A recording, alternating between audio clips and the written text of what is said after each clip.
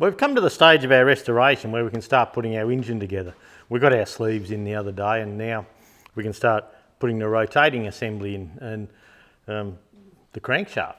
So in this video we're going to just run through what to do, what I like to do. There's probably 100 ways to do this, but I'll just show you what I like to do with mine, and hopefully it gives you a bit of a hand later on.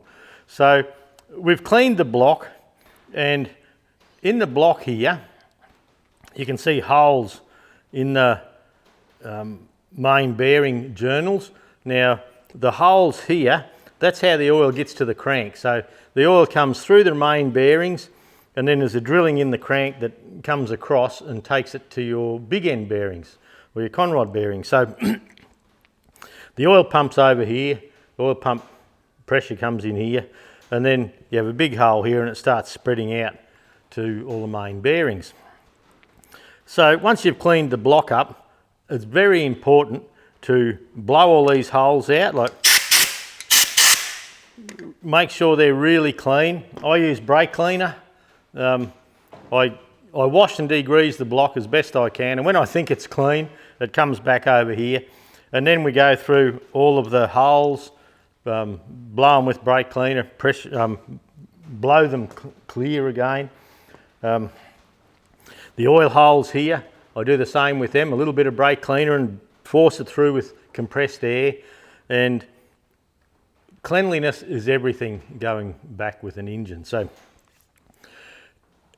from time to time you may pull an engine apart and you'll see that the bearing's got like just one scoured mark around it, and that's, you know, the crank or the engine block or the oil pump or something's dirty, and a little piece of swarth of some sorts come round, and because the bearings are so soft, being a Babbitt type metal, it'll score, and you can actually tell often when you pull an engine apart what's gone on in the past. So to put the bearings in, we're using a Sparex kit, and the kit number is S40335, and that's a main bearing set for the standard bearings. So it's the bearings for here, in the mains, in the bearing caps here, and it does not include the thrusts, because you can go oversize. You can go oversize with these bearings, you know, 10 thou over, 20 thou, whatever, and the thrusts can still be standard. So the thrust we're using are S40343, and the S40343, it gives you 2 uppers and 2 lowers. So that one kit number, it gives you enough to do the back main here where it is. So once again, cleanliness is everything. These caps, the caps we marked when we took them off, and I centre popped mine from the front back, and so they sit in there like that. Now the bolts, we've cleaned the bolts, we've wire brushed them all by hand in the parts washer. We have a lock tab, and look, if you haven't got new lock tabs, don't worry too much. These lock tabs, you can use them a couple of times, no worries at all. If there's a little piece looks like it's going to break off, bin it, but or else you can use them, don't be frightened to use them. Then there's a small hardened steel washer.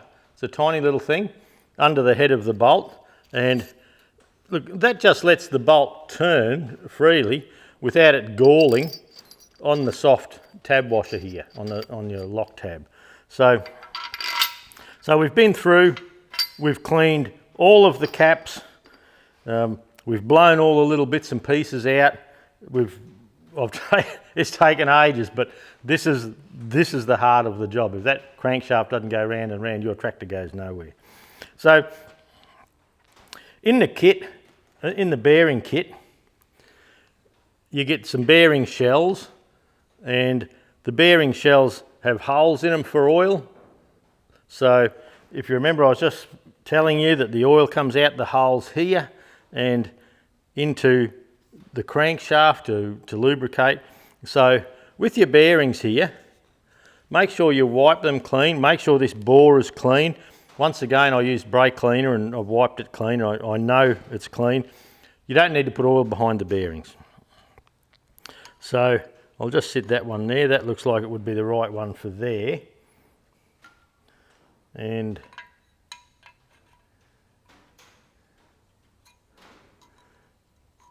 okay, so the two centre ones, or the centre one and the back one are the same. So how I do it, that little tag there, there's a little tag on the bearing, and there's a little tag down in the hole, and I just line that up with line the tag up about flush roughly, and I just push it in with my fingers, and I look for that being level or as close to level as you can get.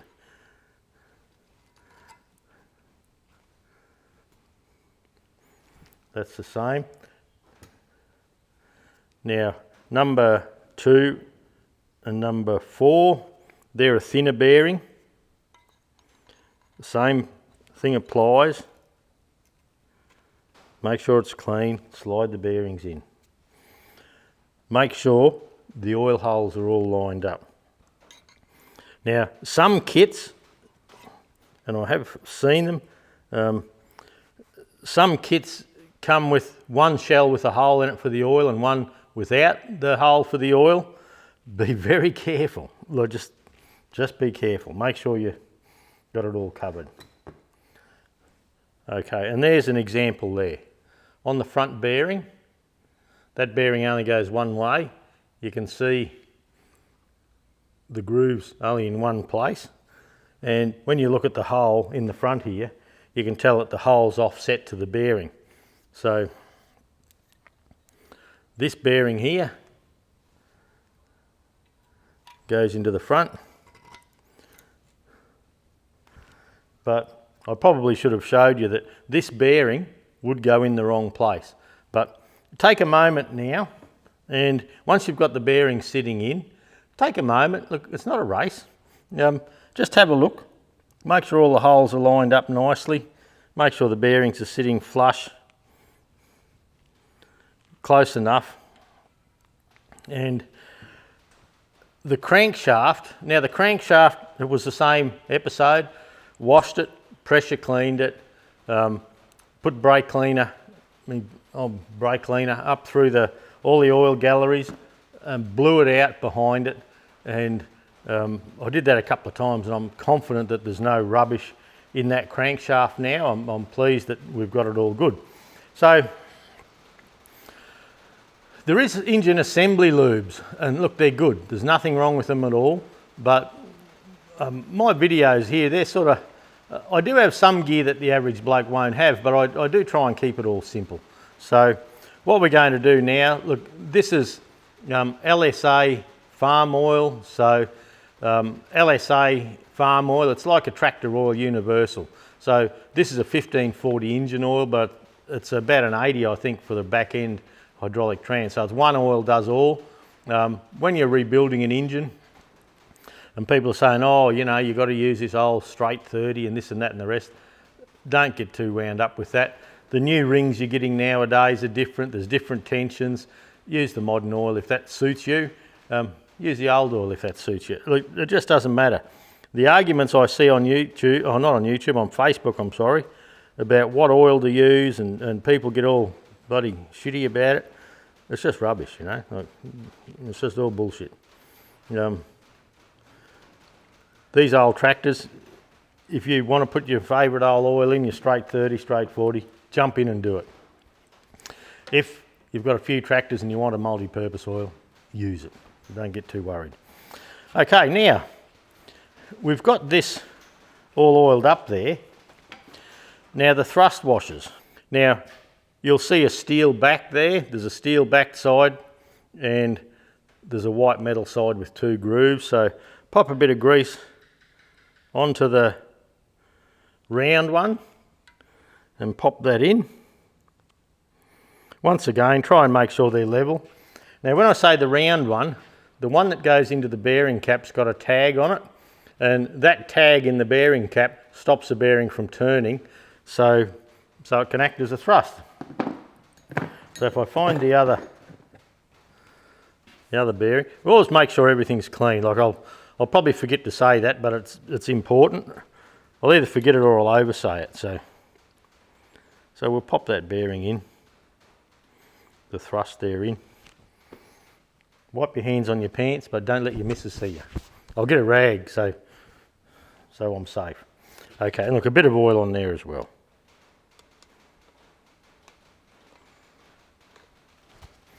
You can't put too much oil on, so don't be too worried about that part of it.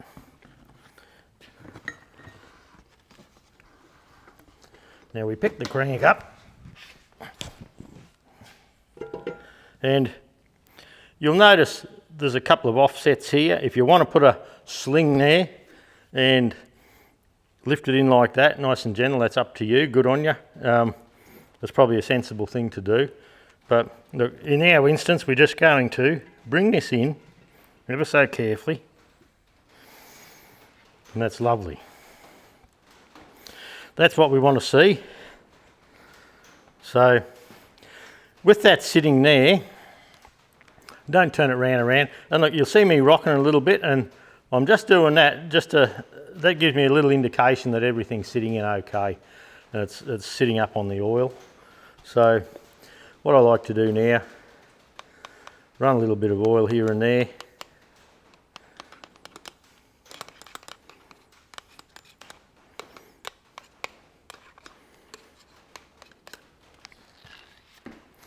And we'll get the bearing caps ready. So whether you want to start at the back with the thrust or the front, it doesn't matter. That's what I'm going to do. But like I said, it doesn't matter.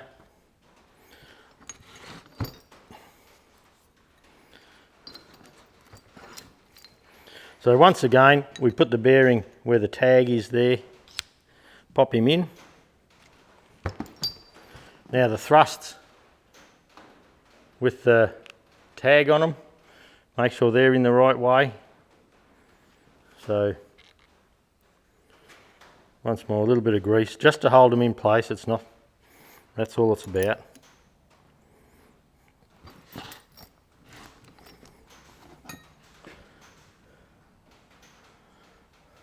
So you're greasing the steel side, remember that.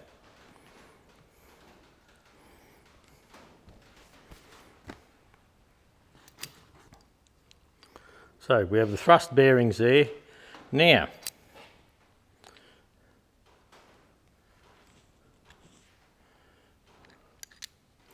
if you're not sure, come on, sit in there. If you're not sure which way this cap should go on, where these little tits are to stop the bearings from turning, they just about always go together. They go to the same side. So we'll pop a bit of oil in there, get that ready to go. But we can't go any further.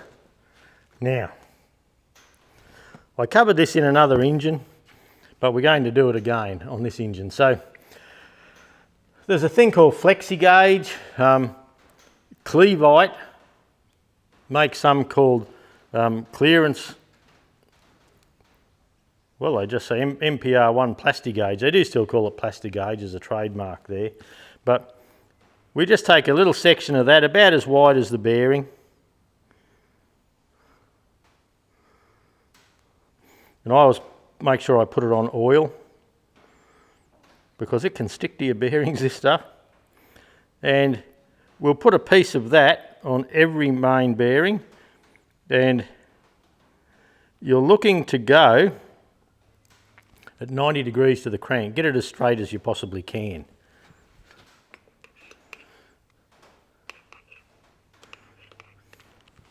And once this is on, do not turn the crank. Okay, so we've put the flexi gauge in place.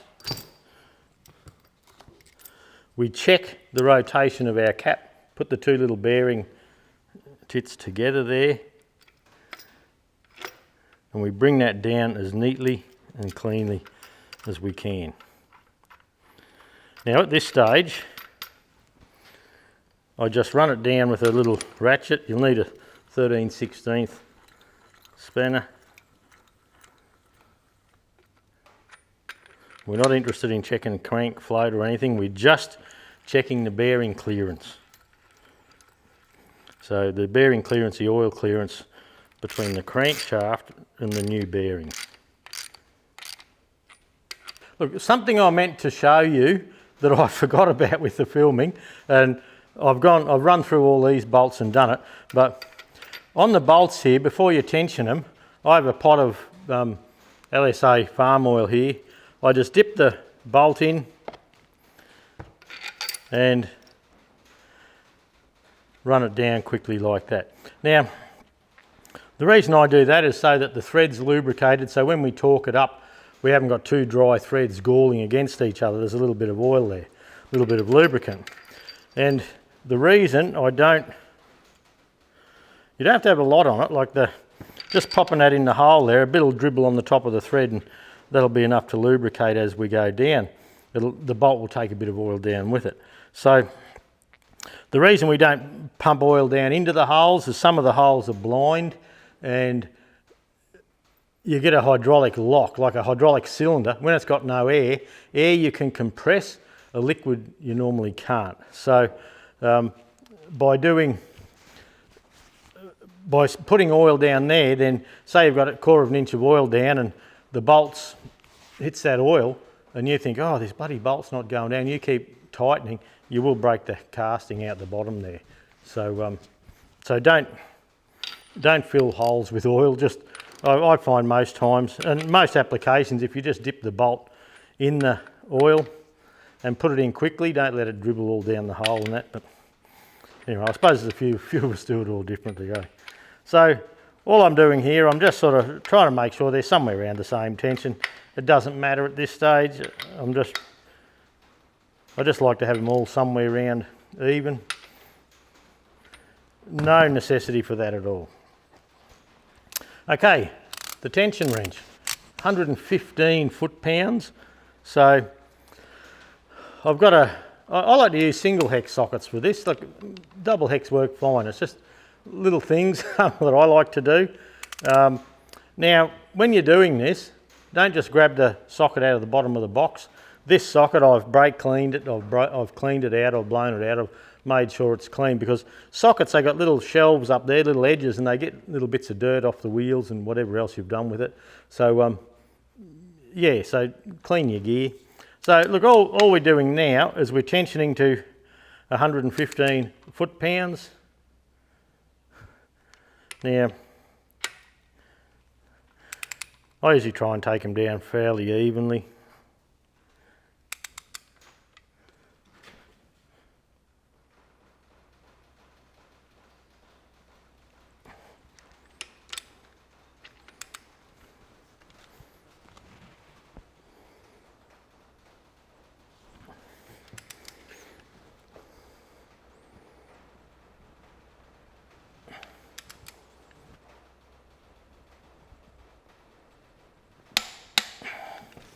That's tight. I had my foot on the stand down the bottom and it's a bit oily, but anyway.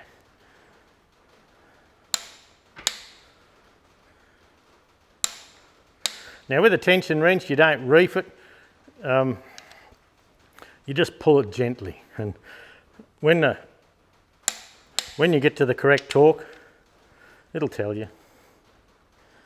Now buy the best torque wrench you can afford as well. You don't have to have the multi-million-dollar one, but this is a cheaper end one that I've got at the moment. I sold all my good snap-on ones with the business, but I may buy another one. I did like that one.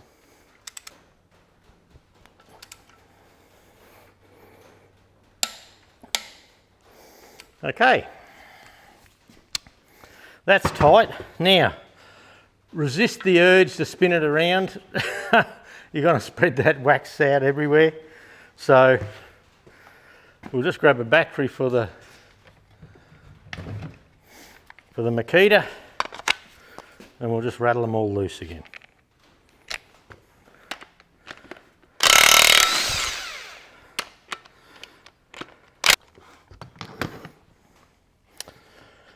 Okay, I'll get you in right close here and we'll have a look at what we've got. Okay, we've got the flexi gauge here. Now, you can see, say if we just pick on this one, this is the imperial side. I better check that. Yep, 02 to 002 to 006, which means 2 to 6 thou. And how it works is when you put the cap on, that little wire of wax gets spread out, and the wire or the wax bead is an exact size. So when you squash it, they know that if you squash it and it becomes as fat as this one here, you've got 2 thou clearance. The next one's 3, the next red one is 4, the next little white one is 5, and the smallest red one is 6 thou. So how you use this stuff is you put your glasses on and you line this up and find the one that matches closest. Now the factory spec I just looked up was 3 to 5 thousandths of an inch. So that means we have to be in the fat white one, the middle red one, or the skinny white one. So we're hoping to line that up. So when we line this one up,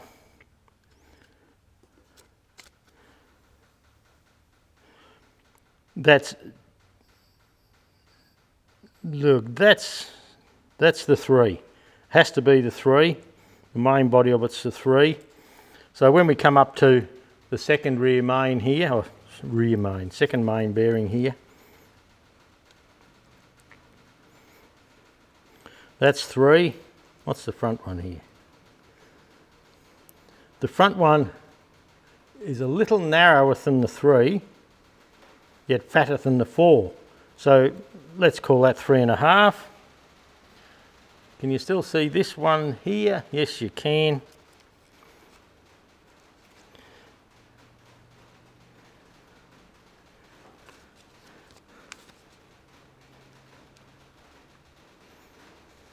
That's not a good one, but I can see I must have moved it a bit.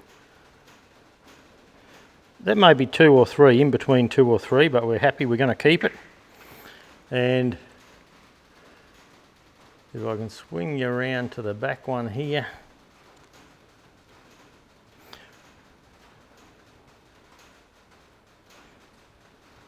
We have 3 there.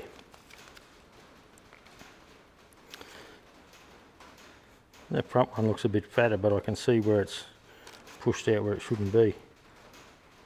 So between 2 and 3 on this back one here. So look, I'm happy with that. I'll take a couple of photos. I'll strap this on if I can, and I'll do a few happy snaps here for you.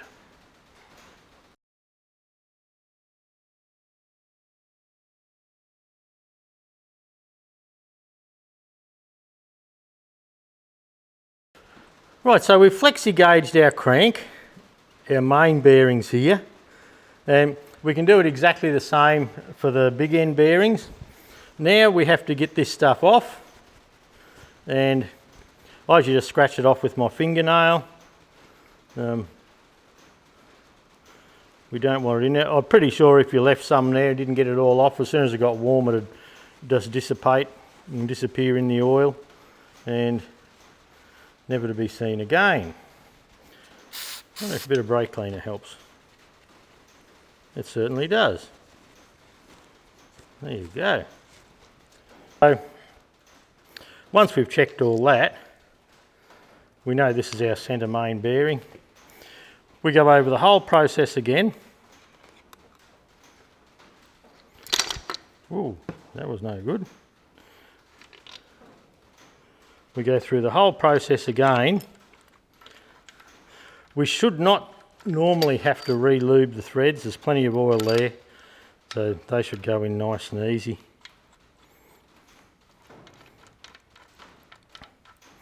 And once again, all the way, I'll just take them down with this little 3/8 drive ratchet with a spark plug socket on it. And I suppose I should point out as well that the bearing caps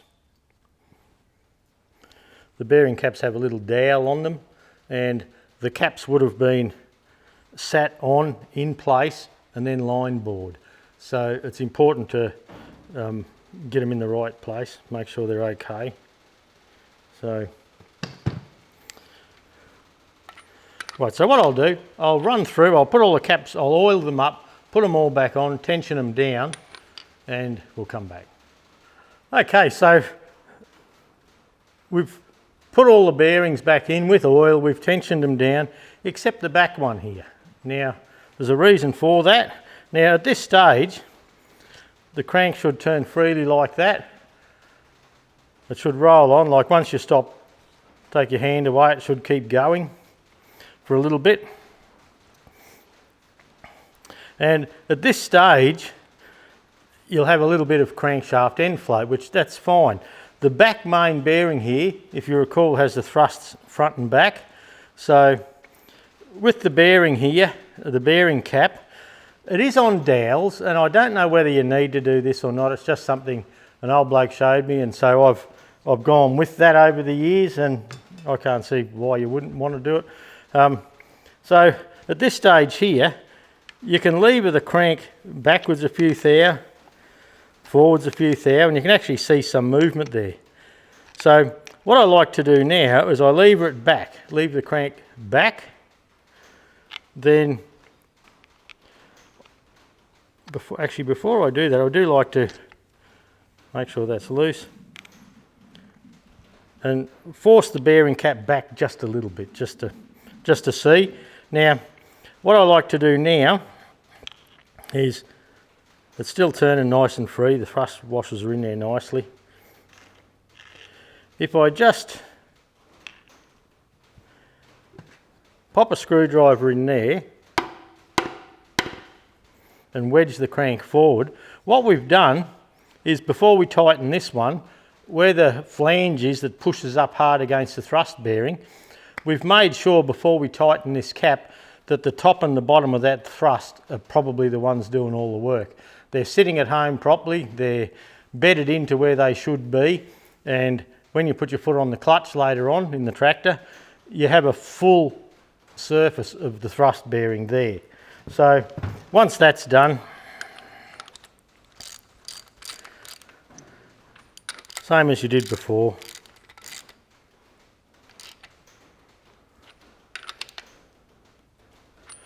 Nip the crank down. I've taken the extension out too for the last tension.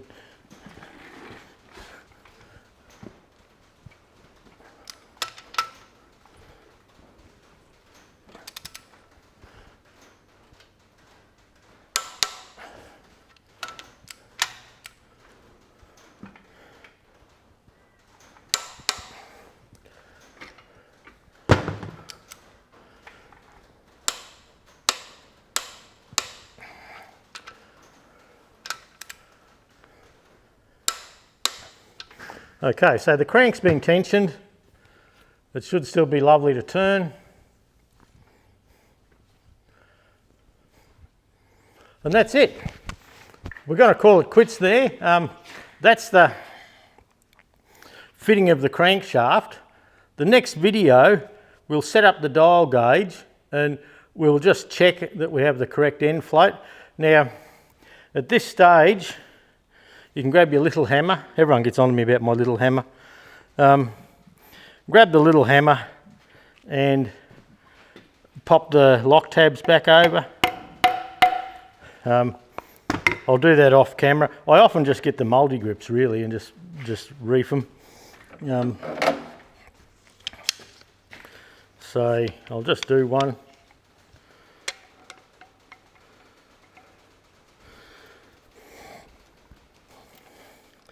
So the multis fold him hard against one of the flats on the bolt, and we go in later with a flat punch.